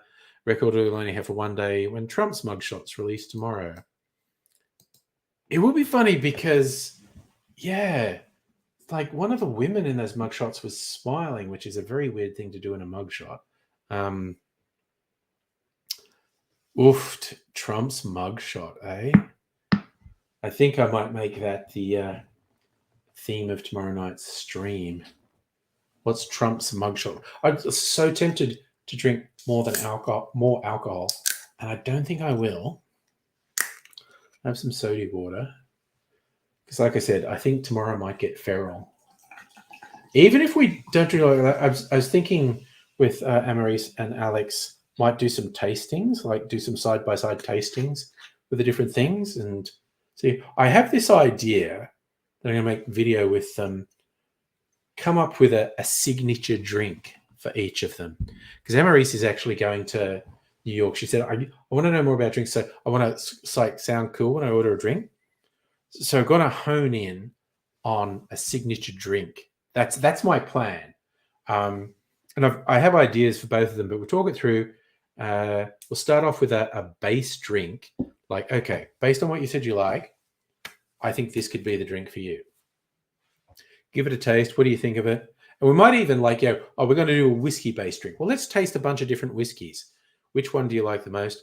We're going to do some rums. Like, okay, which rum you got? Amarie said she wants to get into the tequila. So I have a few different tequilas.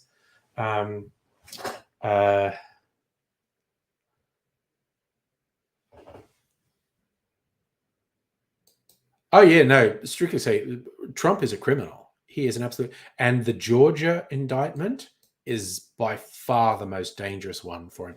First, because he's super fucking guilty of what they're charging him with. Second, if they actually get a conviction in court, it's a mandatory 5-year sentence, and it's almost impossible for him to get it reversed, to get it pardoned or whatnot. But who knows? The Georgia legislature is Republican controlled. I wouldn't put it past them to create a new law that let them release Trump from prison, basically. Yeah, oh my God, was it Justin? Giuliani completely fucking destroyed his legacy. If he hadn't have latched onto Trump, he would have, been most known for being a hero. Now he's most known for being a loser. Hey, Music Aviator, been in a rehearsal. Oof. Rehearsing till this late and you got a 7 a.m. shift. Yep. I hope you get some quality sleep tonight, because that's tough. Doing a rehearsal into the evening and then having a very early start. My saving grace, at least I'm working from home. So I get up at about 7. Yes, we were just talking about that. Musically. Also, it makes me think of there's a podcast. I haven't listened to it, but it's a very funny idea for a podcast. It's called Sad Oligarch. And these people have investigated and researched all these oligarchs who criticized Putin and subsequently died, either by going out windows or being found hanged in cellars. So either accidental or suicide deaths, probably all murdered by Putin. And that's the joke of the name, is they're sad. They were so sad they killed themselves. It's just really coincidental that they died after criticizing Putin. It's like the Wagner leader. He was suddenly overcome with remorse for criticizing Putin. So just after takeoff, he threw the pilot of his private jet out of the seat and crashed the plane, because he, in retrospect, felt very bad about criticizing Putin. Yeah, well, the old 9/11 was a long time ago now.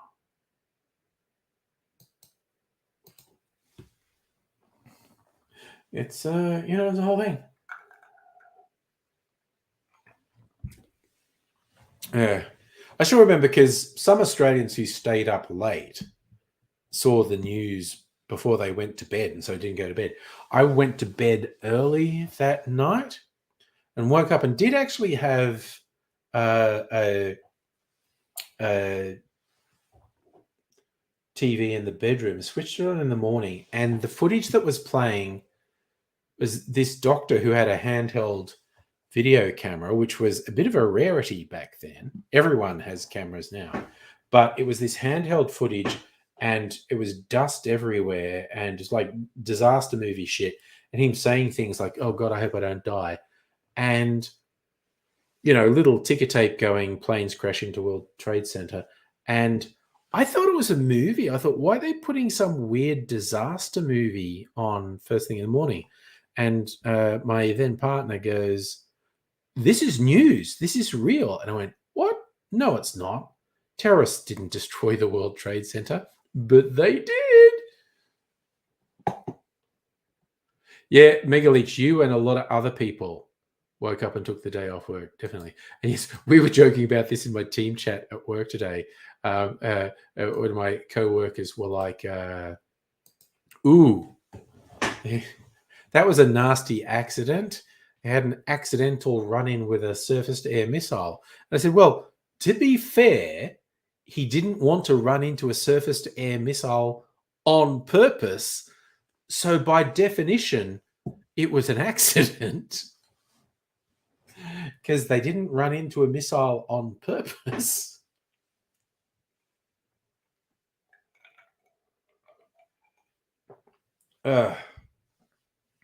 That's an interesting observation, Justin. Distracted the US for 20 years while China became a superpower. Geopolitics is complex. That's all I'm going to say. I'm not going to try and make a pronouncement one way or the other. Just geopolitics is complex. It does, from an outsider perspective, feel like the US handling of 9/11 was overly simplistic and made everything worse. Just gross opportunism by the Bush administration, like criminal level opportunism from the Bush administration, fucked the whole world up. But,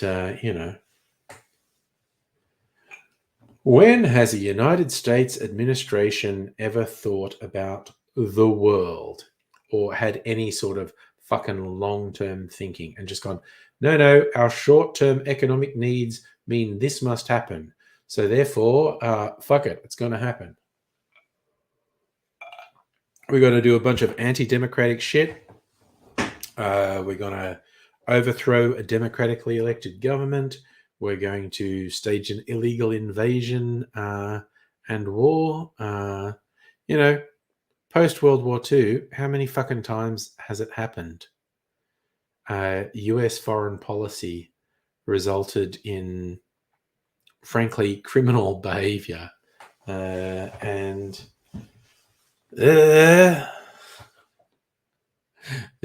is the world we live in. I don't have anything deeper than that, quite honestly. No.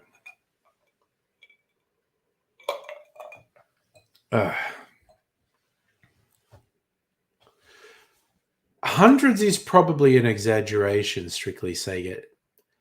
Dozens might be accurate. The number of times the US has launched covert and overt military operations post-World War II. It's a lot. Like, once would be bad. An anti-democratic military operation would be bad. But, multiple is bad. Hey, official Justin. We just started to talk about the 9/11 anniversaries coming up. No. Strictly saying, I was thinking coups, illegal coups. That's what I mean by covert and overt military operation. The coups that they were behind, covert operations. But there were certainly a number of overt military operations for very bad reasons and very dubious reward. But yes, the US has largely acted with impunity since World War II, doing whatever they want to serve the corporate interests of the US.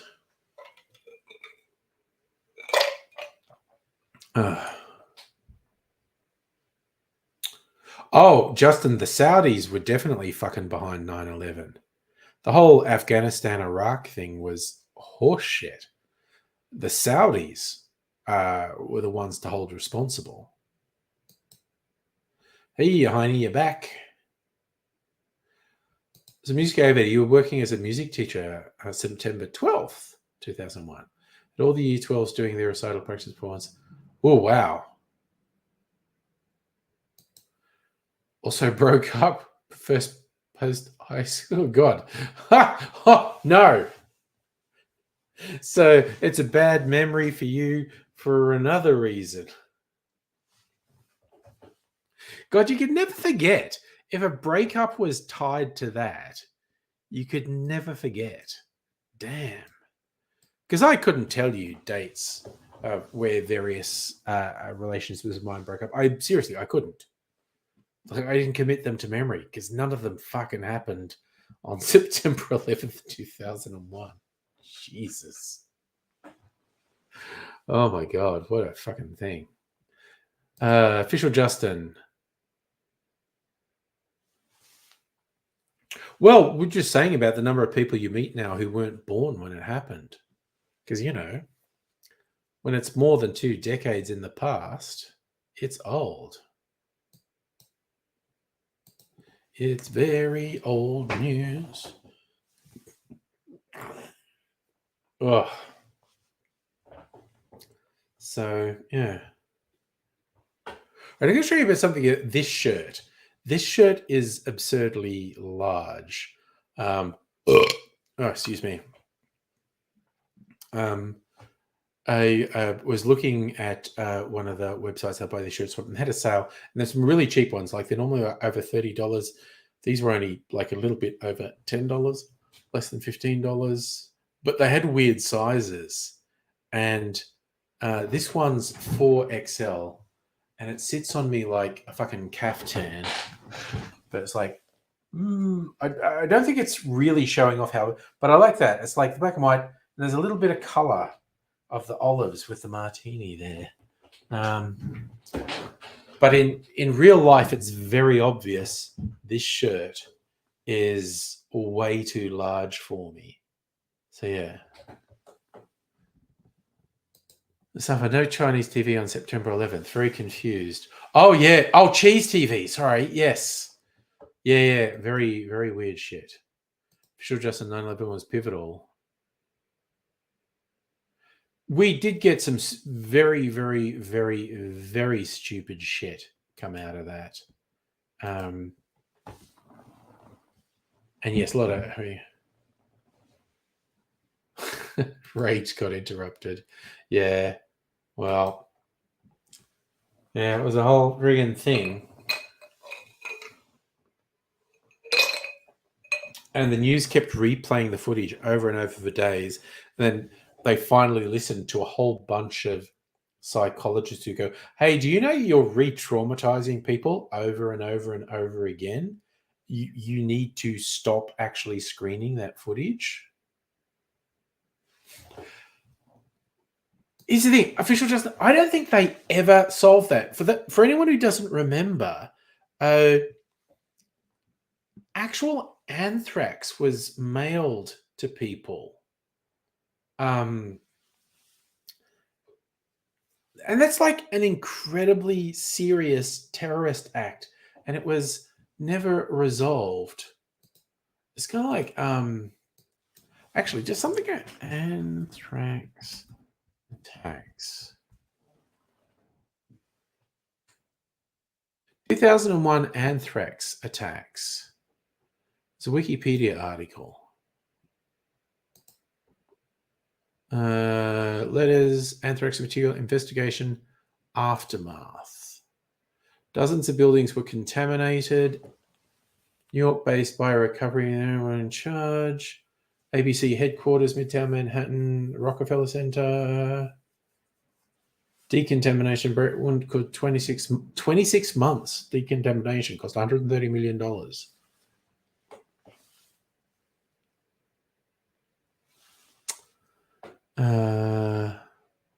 U.S. mail crackdowns led to widespread confiscation, curtailment of U.S. mails.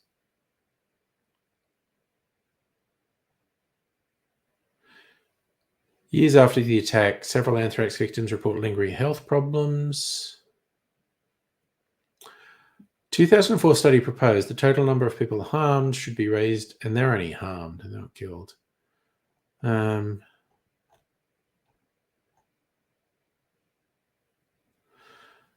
Committee released a report concluding it was impossible to reach any definitive conclusion about the origins of the anthrax letters based solely on available scientific evidence. FBI and U.S. Justice Department concluded single spore batch of anthrax maintained by Evans Institute Laboratory. So I'm trying to think, did they...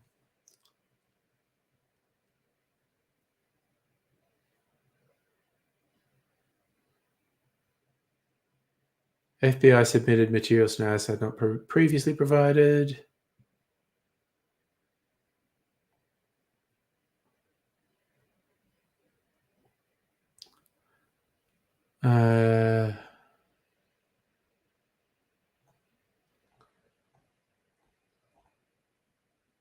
Doubts about FBI conclusions.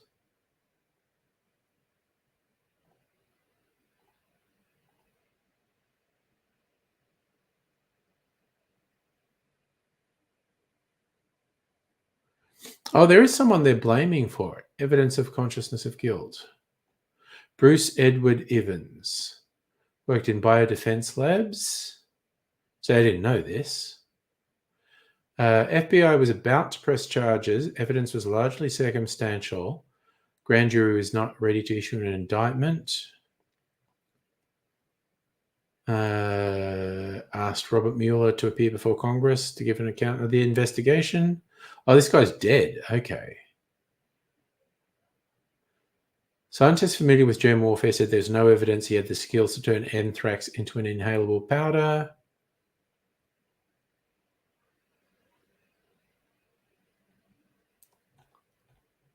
Okay.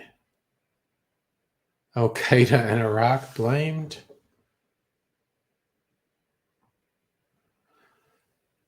Let me see.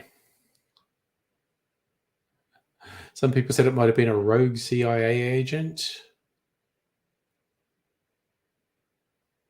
Told the FBI the name of the most likely person.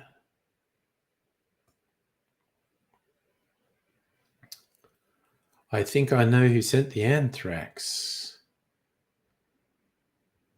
Let's see. Is the FBI dragging its feet? FBI said there was no prime suspect. June 18th, 2002, presented theories to Senate. FBI publicly searched Stephen Hatfield's apartment. FBI said he's agreed to the search, not considered a suspect.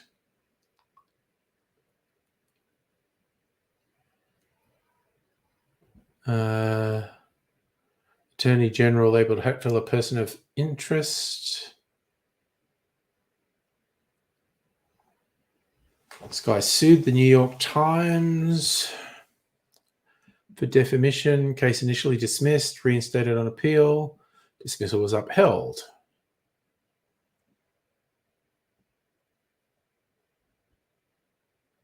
Okay, so Bruce Evans worked for dinner.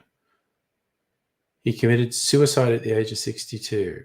FBI was about to press charges against him. Okay. All right, all very weird.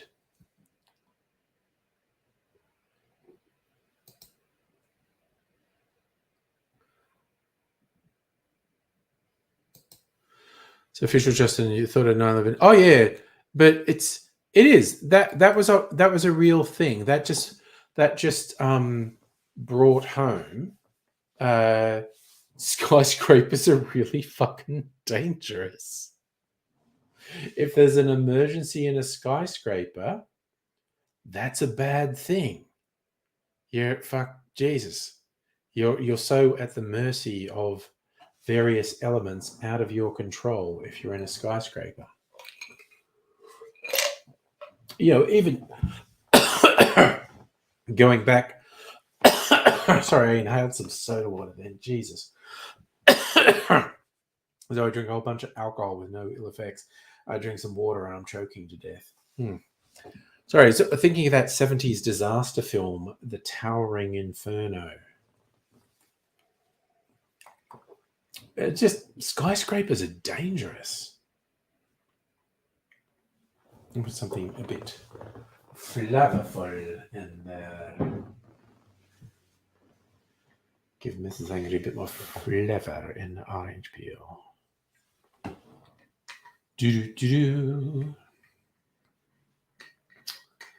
So suffice to say, we live in the stupidest timeline. I don't know. I still have Space Mimsy here. Yes, that's a classic Steve McQueen movie. Yes. And I think I saw that in a cinema. Or driving or something. Maybe I only saw it on TV. I don't know.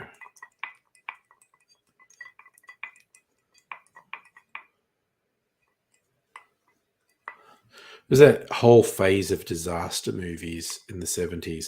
The only ones that made any real cultural impact were Airport and The Towering Inferno.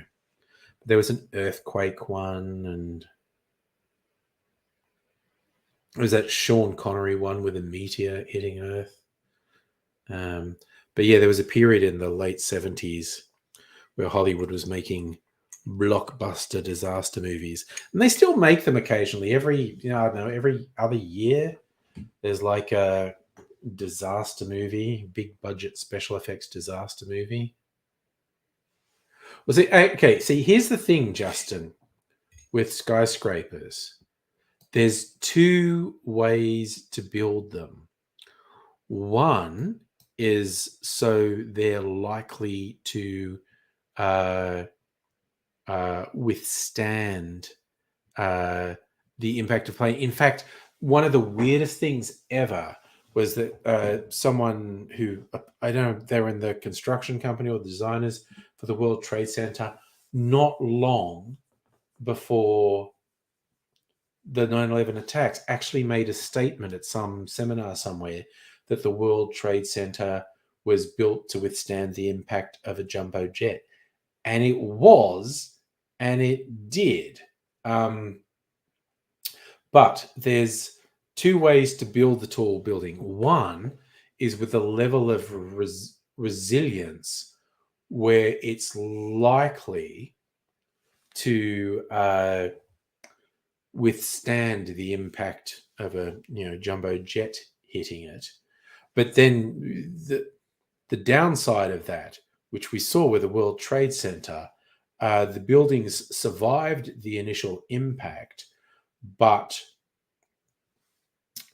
the impact weakened the structure, and the intensity of the fire weakened the exposed girders even more, and they couldn't support the weight they were meant to support, and the buildings collapsed.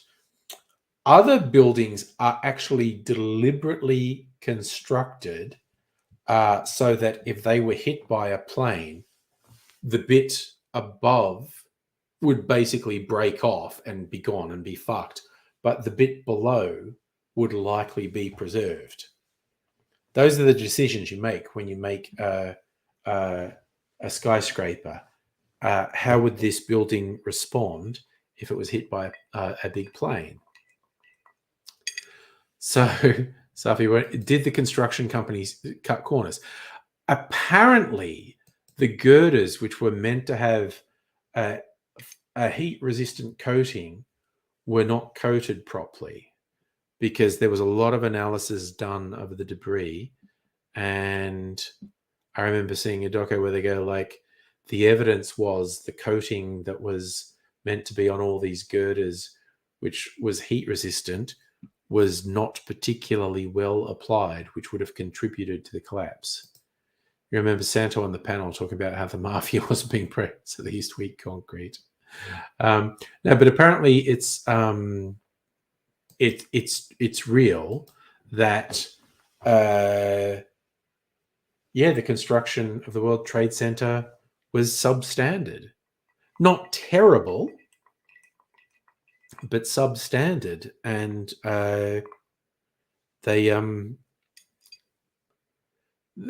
girders weren't coated properly with a heat-resistant coating, which would have reduced the chance of the building collapse.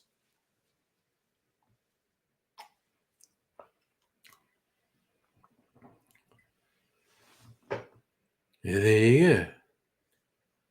you go. And I get why there are so many conspiracies about the World Trade Center attack, because people are terrified of the idea there is no security in their life. They are not safe. Their world can be turned upside down, and they can be subject to an attack of a poorly resourced but extremely determined foe. People want to think that everything's under control. So, and this has always been surreal to me. So, a certain sort of person is happier with the thought a major thing like that is done deliberately by a conspiracy within their own government, because that's less disturbing to them than thinking like, no, you're really insecure, and a terrible thing can be inflicted on you without warning by poorly resourced but determined people. That fear of a cataclysm could happen at any moment is so frightening to some people that they would rather believe their own government conspired to kill thousands of people than a weak but determined foreign adversary could do it. It's some very interesting mental gymnastics. Official Justin, skyscrapers are huge reasons why work from home's frowned upon. Absolutely. The collapse of commercial real estate, and again, the people who are invested in commercial real estate are the people who own media outlets, and they own politicians as well. We're just being fed so much horseshit about working from home being a bad thing. It's ridiculous. It's like there are just different flavors of bullshit being served up every other day. Oh, fucking yum. All right. So that brings us to 10 o'clock. Oh, yes, I do remember that, Justin, the South Park thing. The government was actually responsible for the 9/11 conspiracies because they wanted people to think they were all powerful, and the idea that they weren't all powerful, that some randos could stage a successful cataclysmic terrorist attack was a threat to their power. So they would actually prefer that people believed that they were all powerful and did this terrible thing than people believed they were weak and allowed this thing to happen. It's certainly how some conspiracy weirdos' minds work.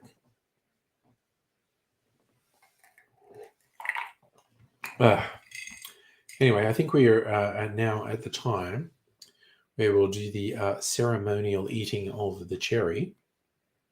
And like I said, tomorrow could be wild and wacky. Couple of pals here in person. Whole bunch of shit probably going to happen. Who knows? Here we go. Anyway, eating a cherry, and oh yum, the cherry is so fucking good. Yum yum yum. Love the cherry. Okay. Here's the funny thing. I go to bed, brush my teeth, and rinse my mouth.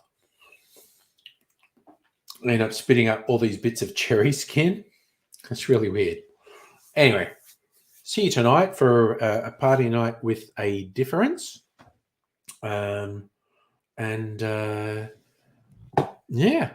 guess that's all I got to say. Tomorrow night could be interesting. It's going to be a little bit different anyway. So hope to see you there.